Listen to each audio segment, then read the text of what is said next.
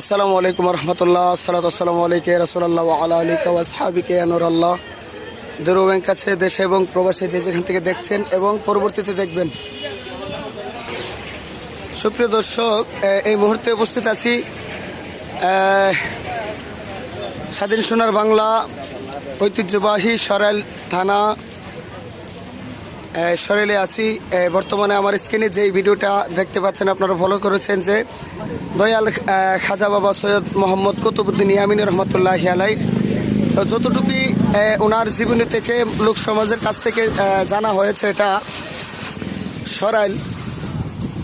সরাইলে অবস্থিত এই জায়গাটা। এটা অনেকের সুপরিচিত জায়গা। এই আল্লাহর মহান ওলি 360 জনের একজন। তো ওনার মাজার শরীফটা মোটামুটি আলহামদুলিল্লাহ খুব সুন্দরভাবে কারুকার্য করা হয়েছে। তো ধীরে ধীরে দিনে দিনে আস্তে আস্তে পরিবর্তন হবে।